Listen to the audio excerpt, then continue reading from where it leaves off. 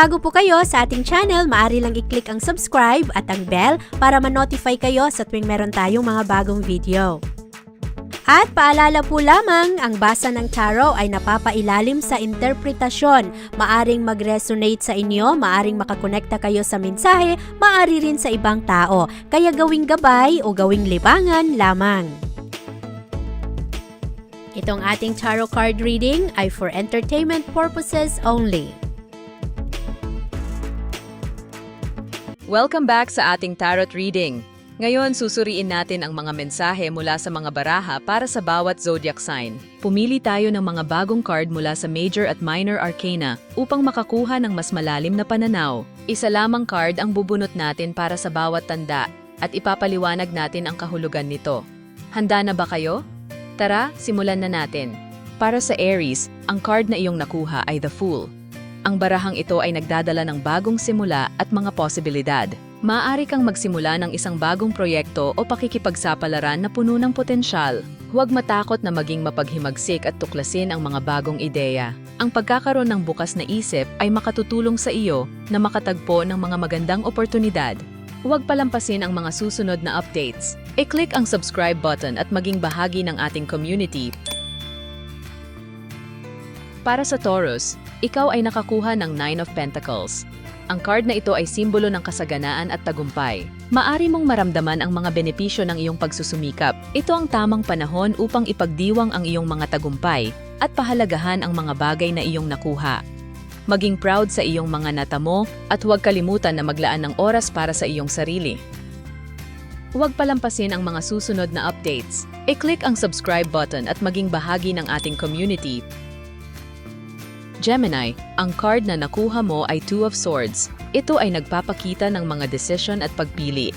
Sa mga darating na araw, maaaring makaharap ka ng sitwasyon na nangangailangan ng malinaw na desisyon. Huwag matakot na suriin ang mga posibilidad at alamin kung ano ang talagang nais mo. Ang pagtitiwala sa iyong intuition ay mahalaga upang makagawa ng tamang desisyon. Huwag palampasin ang mga susunod na updates. I-click ang subscribe button at maging bahagi ng ating community. Cancer, ang barahang iyong nakuha ay The Moon. Ang card na ito ay kumakatawan sa mga misteryo at hindi tiyak na mga situation. Maaring makaramdam ka ng kalituhan o pagdududa. Huwag mag-alala. Ito ay isang pagkakataon upang mas makilala ang iyong sarili. Makinig sa iyong intuisyon at hayaan itong gabayan ka sa mga oras ng hindi tiyak na landas. Huwag palampasin ang mga susunod na updates. I-click ang subscribe button at maging bahagi ng ating community.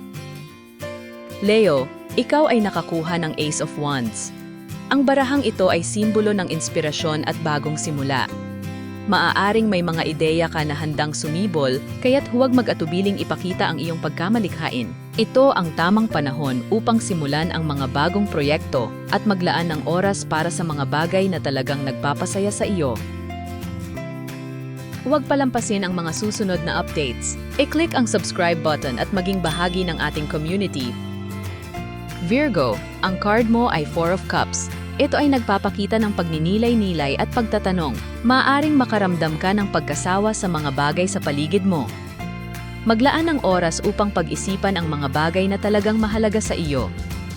Minsan, ang mga pagkakataon ay nakatago sa likod ng mga bagay na hindi mo pinapansin, kaya't maging bukas sa mga bagong posibilidad. Huwag palampasin ang mga susunod na updates. I-click ang subscribe button at maging bahagi ng ating community. Libra, ang card mo ay Justice. Ito ay kumakatawan sa balanse at katarungan. Maaaring may mga sitwasyon kang kakaharapin na nangangailangan ng tamang desisyon. Mag-isip ng mabuti at siguraduhin ang iyong mga aksyon ay naaayon sa iyong mga prinsipyong moral. Ang pagkakaroon ng katotohanan at integridad ay mahalaga sa mga darating na araw. Huwag palampasin ang mga susunod na updates. I-click ang subscribe button at maging bahagi ng ating community. Scorpio, ikaw ay nakuha ang Eight of Cups. Ang card na ito ay tungkol sa pag-alis sa mga bagay na hindi na nagbibigay ng kasiyahan. Maaaring may mga bagay kang kailangang iwanan upang makagawa ng puwang para sa bagong simula. Huwag matakot na magpatuloy sa bagong landas. Ito ay bahagi ng iyong pag-unlad. Alamin kung ano ang talagang mahalaga at huwag mag-atubiling lumipat sa mas mabuting sitwasyon. Huwag palampasin ang mga susunod na updates. I-click ang subscribe button at maging bahagi ng ating community. Sagittarius, ang barahang nakuha mo ay the Sun. Ang card na ito ay simbolo ng kaligayahan at tagumpay. Sa mga darating na araw, maaari mong maramdaman ang kasiyahan at positibong enerhiya sa iyong buhay. Mag-enjoy sa mga simpleng bagay at ipagdiwang ang mga maliliit na tagumpay. Ang liwanag ng araw ay magdadala sa iyo ng inspirasyon at lakas. Huwag palampasin ang mga susunod na updates. I-click ang subscribe button at maging bahagi ng ating community. Capricorn, ang card mo ay Five of Pentacles. Ito ay nagpapakita ng mga hamon sa pinansyal o emotional na aspeto. Maaaring makaramdam ka ng kawalang katiyakan, ngunit mahalaga na hindi ka mawalan ng pag-asa. Hanapin ang suporta sa mga tao sa iyong paligid at huwag matakot na humingi ng tulong kung kinakailangan. Ang mga pagsubok na ito ay pansamantala lamang. Huwag palampasin ang mga susunod na updates. I-click ang subscribe button at maging bahagi ng ating community. Aquarius, ikaw ay nakakuha ng Page of Swords. Ang card na ito ay simbolo ng bagong ideya at pagninilay-nilay. Maaaring may mga bagong ideya na pumasok sa iyong isip, maging mapanuri at handang tuklasin ang mga bagong pananaw. Huwag matakot na ipahayag ang iyong opinyon. Maaaring makilala ka sa iyong mga ideya at pananaw. Huwag palampasin ang mga susunod na updates. I-click ang subscribe button at maging bahagi ng ating community. Pisces, ang barahang iyong nakuha ay Queen of Cups. Ang card na ito ay kumakatawan sa emotional na connection at pag-aalaga. Sa mga darating na araw, maari mong maramdaman ang mas malalim na ugnayan sa iyong sarili at sa iba. Maglaan ng oras upang alagaan ang iyong emosyon at pahalagahan ang mga tao sa iyong paligid. Ang iyong malasakit at pag-intindi ay makakatulong sa pagbuo ng mas matibay na relasyon. Maraming salamat sa pagsama sa ating tarot reading.